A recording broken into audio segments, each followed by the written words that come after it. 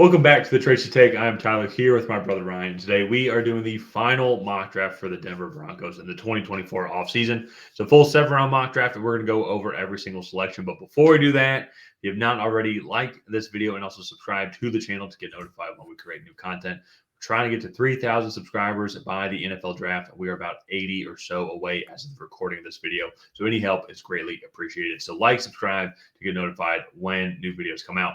Ryan, let's pull this up here.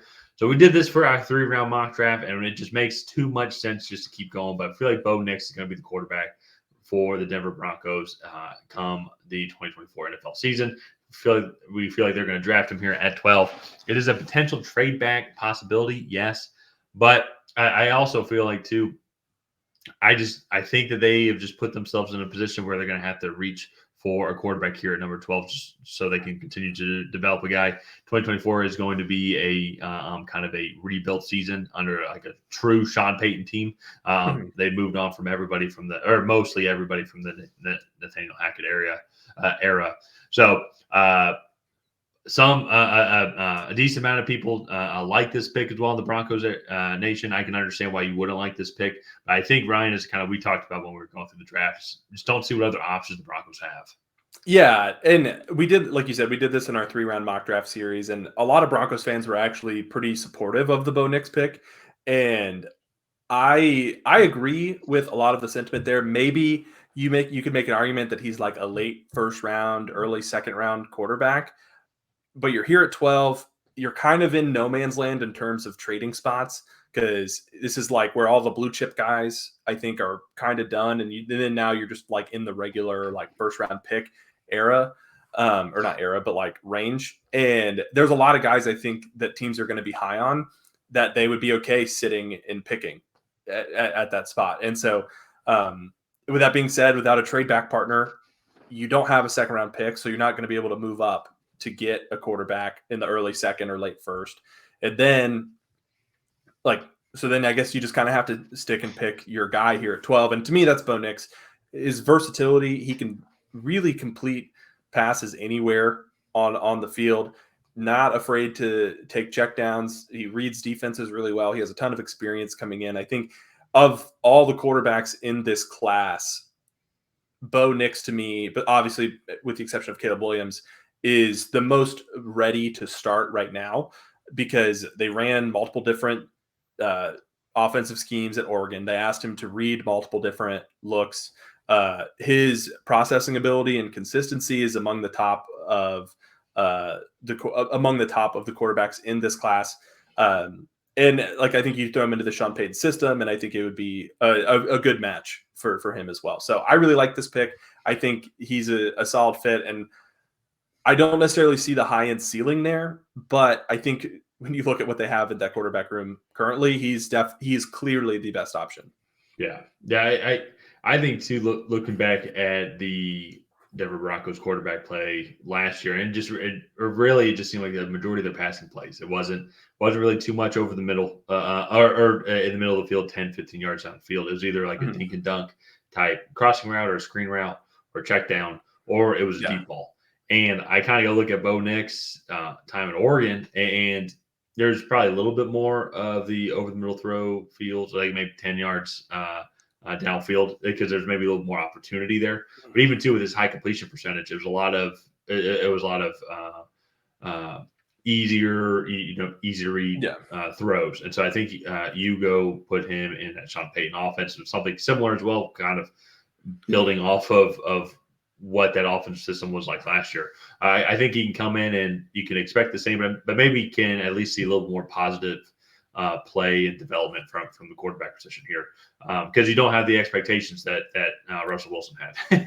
No, for sure. And that's like, it's going to take some time to rebuild this team. Right. Also, like right now, Cortland Sutton is apparently holding out of not mini camp, but the first session of OTAs. I guess you could call it. So I think a lot of players do that though, where like if you're a veteran player, you're like, I don't want to get myself hurt. Well, apparently he's holding out. He wants a contract extension. Oh, okay. So that's in the rumor mill. But let's move on to their 3rd round pick. As said before, they don't have a 2nd round pick. This is where we have Cedric Van Pran coming off the board, the center from Georgia. Just a really solid player. Not a great athlete, not a bad athlete. He's a good run blocker. He's good in pass protection. Like, just doesn't really wow you in any facet of his game. But also, besides for snapping the football, you really don't want to be talking about your center too much. And I think that's kind of exactly who he is he's just a do-good center. Interior offensive linemen tend to fall in drafts. And so getting him here in the third round, he probably comes in and is the starter right away, I think. Yeah, and so he come at center, but he also has the ability to move around in the interior. And the Broncos really struggled to run the ball last year. They started to pick it up towards the second half of the season, but in general, just I think getting this pick here and focusing on the interior of the offensive line, because they've made some moves in the offseason of the past couple of years, like getting Mike McGlinchey, getting Ben Powers as well. They didn't have the best seasons last year, but maybe still kind of go and develop it and maybe kind of continue to build this offensive line. But also then too as well, when you go and get this rookie quarterback, you want to go try and get also good young athletic guys with high ceilings. I think Cedric Van Pran here is a good player for that and match up with Bo Nix. So let's wrap this up here with their day 3 picks as well. Starting off, do have them going back to back on the corner spots as well, Cam Hart and then Kalen Carson as well. So potentially they could do that, but I also think too maybe we're kind of just going best player available here as well. Then have them going with Isaac Guerrero, running back, and then Nelson Caesar as well, the edge rusher. So they have a lot of picks. I'm just now realizing they have 4 picks in 26 selections. And so potential to have some maneuverability, could trade up there because they go from 76 to 121. So maybe they could utilize some of those picks to move up back to the top 100 or maybe up into the early top 100s to start out day 3. Yeah, and I don't know if Isaac Guerrero falls quite that far, so maybe they take him at 121. But he was 6'2", 220, and ran a 4.35 at the combine. And I know obviously you don't want to put too much weight on those stats, but that's just good. Those are good tools to work with. Good numbers. Yeah. And so, but then to wrap it up, Jaden Crumdy, a defensive tackle, and then Tyler Owens as well. Just some good depth pieces there. A few places I think of need for them, especially after Justin Simmons was released from the team as a cap casualty, I believe.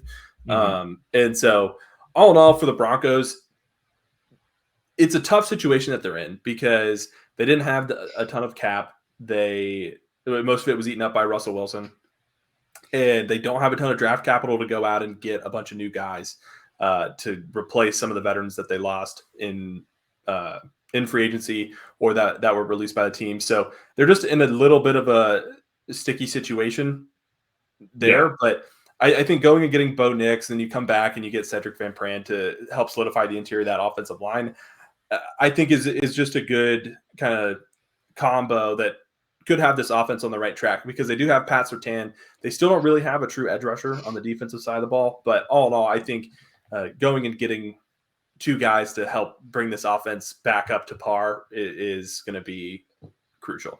Yeah, and that's where looking back at the draft, they do need some help in the secondary, and we definitely address that. And I think that's one where maybe change out a pick and do, because we did not have one edge rusher and then defensive tackle taken, but it was later on in the draft.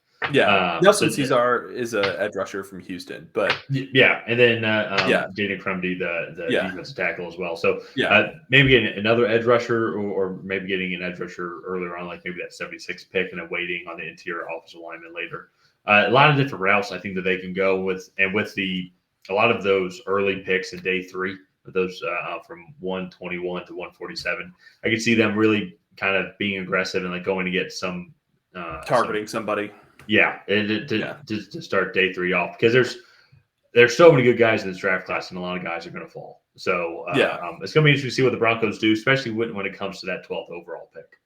Yeah, no, I agree. So let's go ahead and wrap up this video here. If you guys have not already, please go ahead and like and subscribe. Leave a comment down below on what you thought of this Denver Broncos 7-round mock draft. Did you love it? Did you hate it? What would you have done differently? And on that, we'll see you guys next time.